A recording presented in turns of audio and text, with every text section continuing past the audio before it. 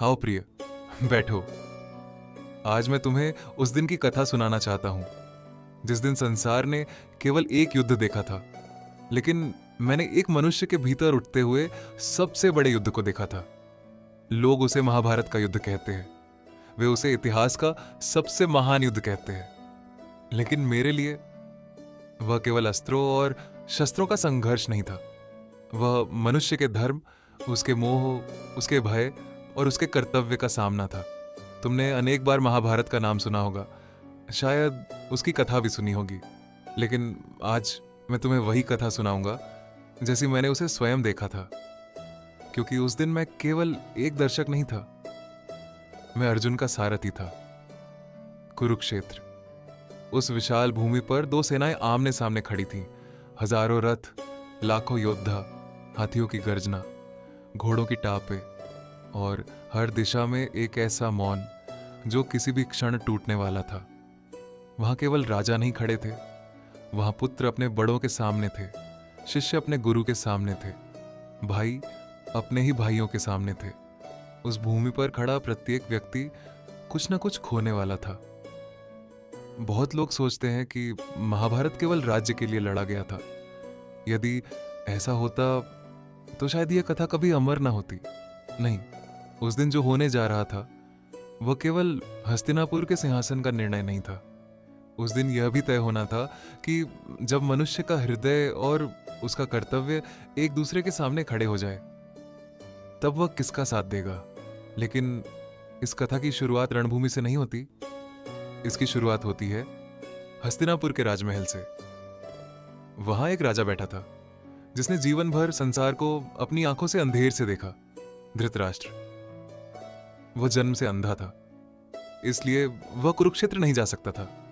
लेकिन उस दिन उसके मन की बेचैनी किसी भी योद्धा से कम नहीं थी, क्योंकि उस रणभूमि में उसके पुत्र भी थे और उसके भाई पांडु के पुत्र भी। उसे युद्ध दिखाई नहीं दे सकता था, लेकिन वह हर क्षण जानना चाहता था कि वहां क्या हो रहा है। इसीलिए उसके पास बैठे थे संजय, महर्षि वेदव्यास के कृपा पात्र। उन्हें ऐसी दिव्य दृष्टि प्राप्त थी कि वे दूर बैठे हुए भी कुरुक्षेत्र में घट रही प्रत्येक घटना को उसी क्षण देख और सुन सकते थे। और फिर धृतराष्ट्र ने संजय से एक प्रश्न पूछा, एक ऐसा प्रश्न जिससे केवल भगवत गीता ही नहीं, मानव इतिहास की सबसे महान वार्ता आरंभ होने वाली थी। उसने पूछा, हे संजय, धर्मभूमि कुरुक्षेत्र में युद्ध की इच्छा से एकत्र हुए मेरे पुत्रों और पांडु के पुत्रों ने क्या किया? उस समय शायद किसी ने भी नहीं सोचा होगा कि इस एक प्रश्न का उत्तर आने वाले हजारों वर्षों तक करोड़ों लोगों के जीवन का मार्गदर्शन करेगा। धृतराष्ट्र ने यह नहीं कहा पुत्र, उन्होंने कहा मेरे पुत्र और पांडु के पुत्र। यही मोह है, जब अपना और पराया मन में जगह बना लेते हैं तब निर्णय बदलने लगते हैं। धृतराष्ट्र अंधे केवल आंखों से नहीं थे, वर्षों से उनका मोह भी उनके निर्णयों पर पर्दा डाले हुए था। वे जानते थे कि उनके पुत्रों ने अन्याय किया है, फिर भी उनका मन न्याय और स्नेह के बीच झूलता रहा। और एक बात और, उन्होंने कुरुक्षेत्र को धर्म भूमि कहा। यह केवल एक युद्ध भूमि नहीं थी, सदियों से यह भूमि यज्ञों, तप और धर्म के लिए प्रसिद्ध थी। शायद उनके मन में एक आशंका भी थी कि कहीं इस पवित्र भूमि का प्रभाव उनके पुत्रों के मन पर न पड़ जाए। लेकिन समय उस मोड़ पर पहुंच चुका था जहां केवल भूमि नहीं, मनुष्य के कर्म उसके भविष्य का निर्णय करने वाले थे। संजय ने अपनी दृष्टि युद्ध भूमि की ओर मोड़ी और जो सबसे पहले उन्होंने देखा वह था दुर्योधन। दुर्योधन सीधे अपने गुरु द्रोणाचार्य के पास गया।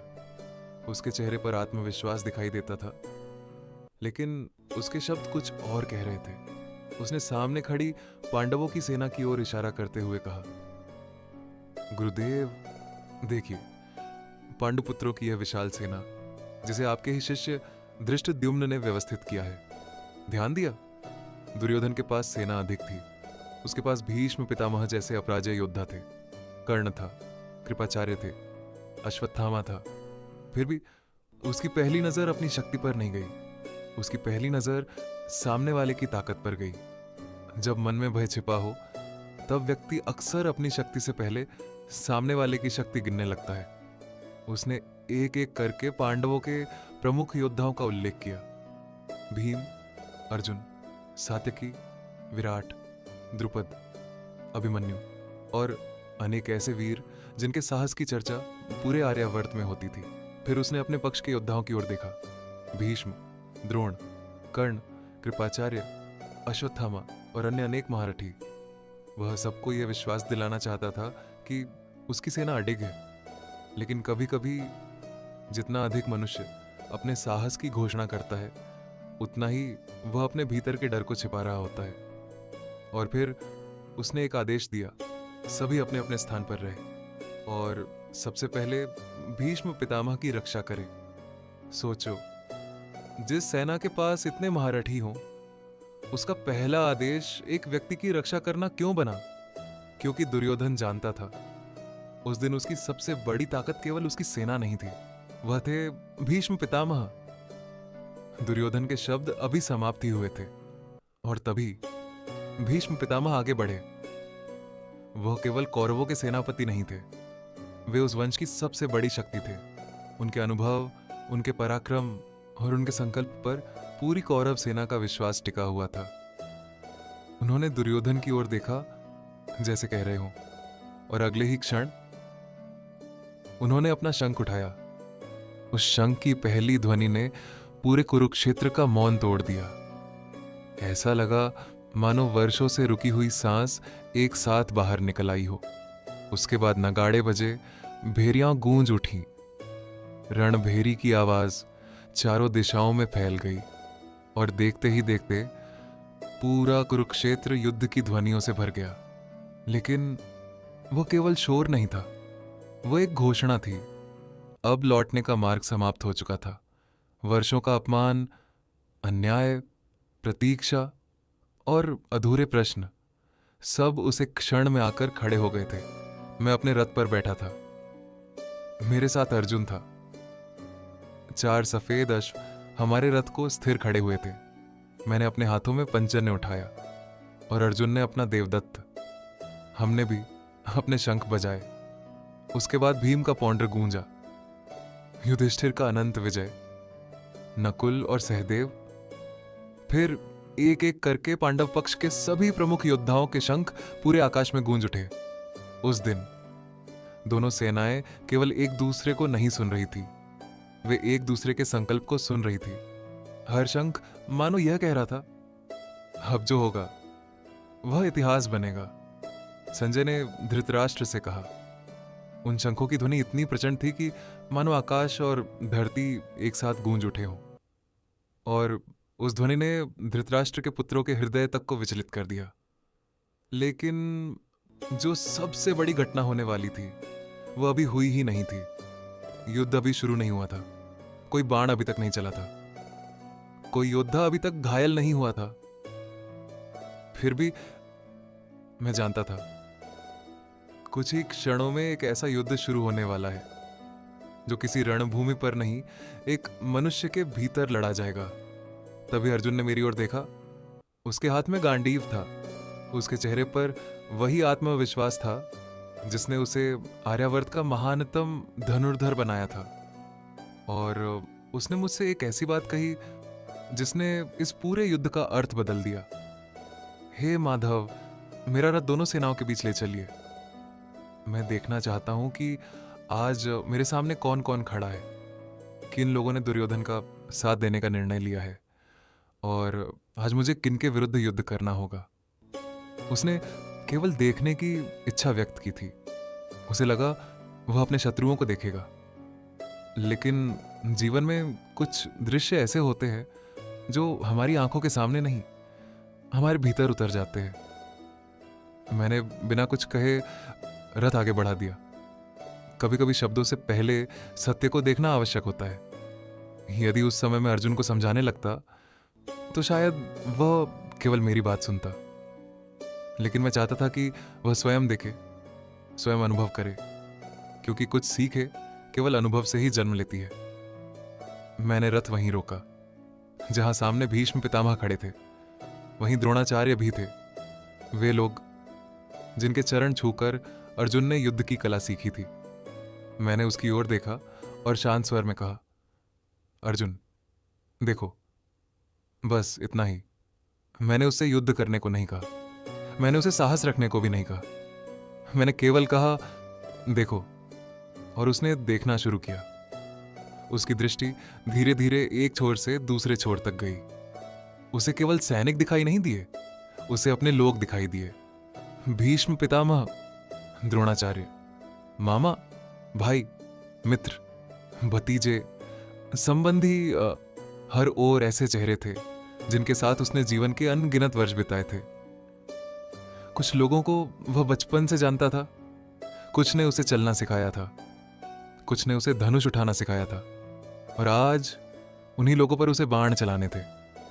उस क्षण अर्जुन के सामने दो सेनाएं नहीं थीं, उसके सामने उसका अपना जीवन खड़ा था।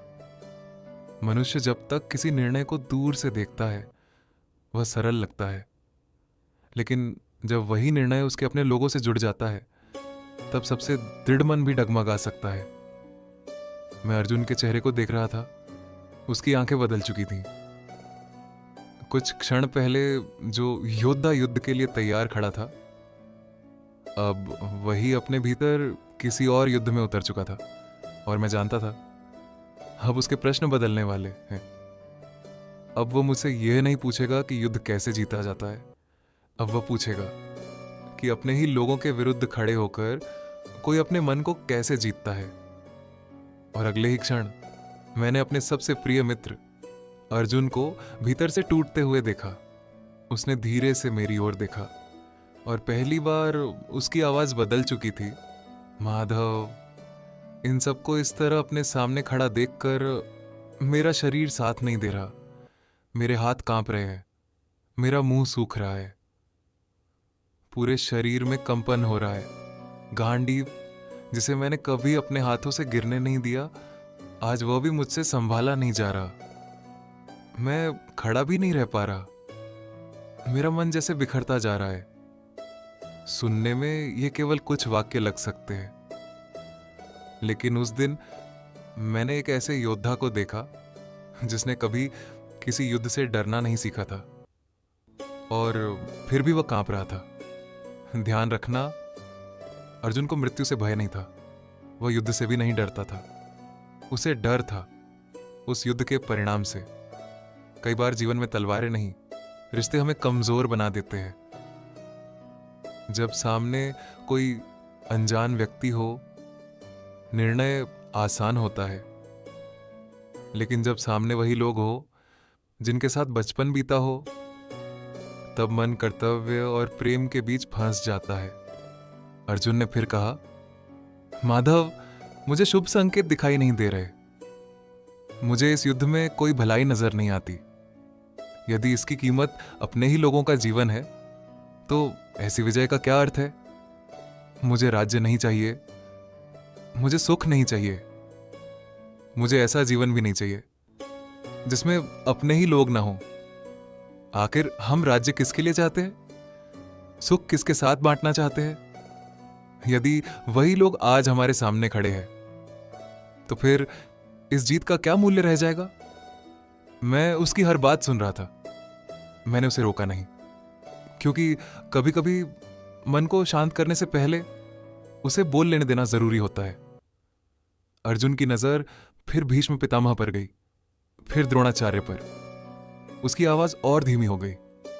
इन लोगों पर मैं बाण कैसे चला सकता हूं, जिन्होंने मुझे चलना सिखाया, जिन्होंने मुझे धनुष उठाना सिखाया, जिनके सामने मैंने हमेशा सिर झुकाया।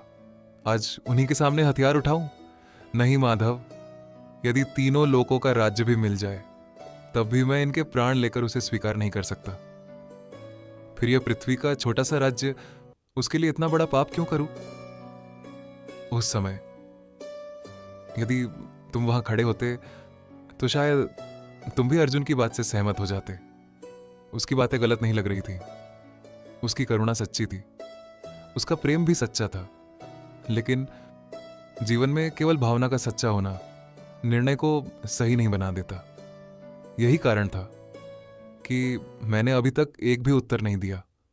मैं चाहता था कि अर्जुन अपने भीतर जो कुछ दबाए बैठा है वह सब बाहर आने दे, क्योंकि जब तक मन खाली नहीं होता तब तक उसमें सत्य के लिए जगह नहीं बनती। अर्जुन शांत नहीं हुआ। उसके मन में उठे प्रश्न अभी समाप्त नहीं हुए थे। वह केवल अपने लिए नहीं सोच रहा था, अब वह पूरे समाज के भविष्य को देख रहा था। उसने मेरी ओर देखा और कहा, कृष्ण, यदि हम अपने ही लोगों का वध करेंगे तो हमें मिलेगा क्या?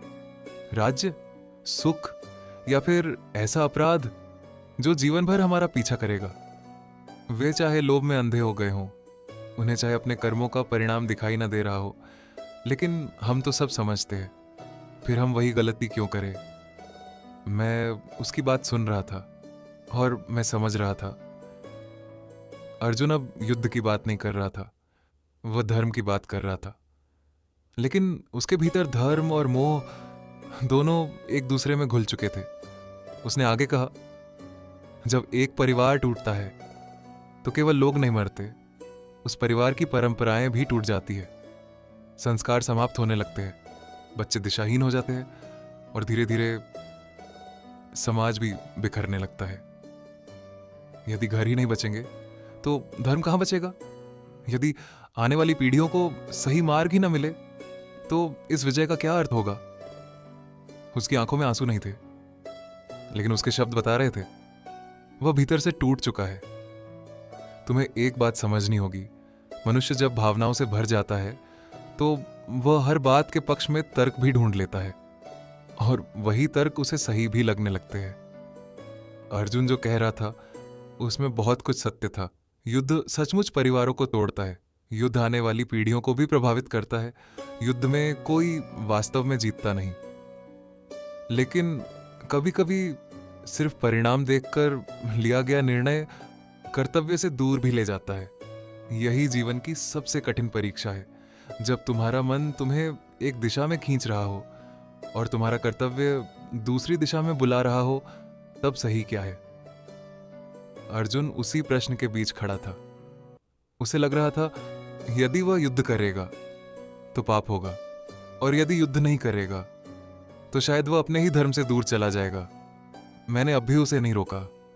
मैं चाहता था कि उसके भीतर का हर भ्रम, हर डर, हर प्रश्न बिना किसी रोक टोक के बाहर आ जाए, क्योंकि आधे प्रश्न पूछने वाला व्यक्ति पूरा उत्तर कभी समझ नहीं पाता। अर्जुन कुछ क्षणों तक मौन रहा।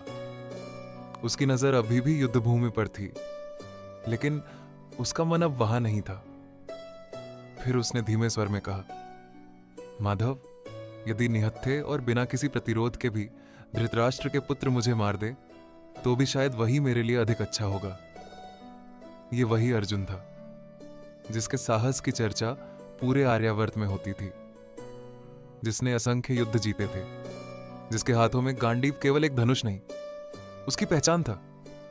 लेकिन उस दिन उसके सामने कोई शत्रु नहीं था, उसके सामने उसके अपने खड़े थे। और कभी कभी अपने ही लोगों के सामने मनुष्य सबसे अधिक असहाय हो जाता है। मैंने उसकी ओर देखा, मैंने उसके चेहरे पर थकान देखी, भय भी था, करुणा भी थी, मोह भी था, और सबसे अधिक एक गहरा भ्रम। फिर उसने धीरे धीरे अपने हाथ नीचे किए। गांडीव, जो कुछ देर पहले उसके हाथों में कांप रहा था, अब उसने उसे रथ में रख दिया, बाण भी रख दिया, और वह रथ पर ही बैठ गया।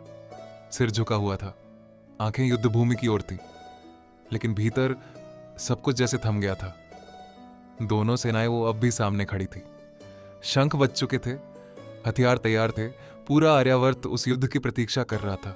लेकिन महाभारत का सबसे बड़ा विराम उसी रथ पर आ चुका था।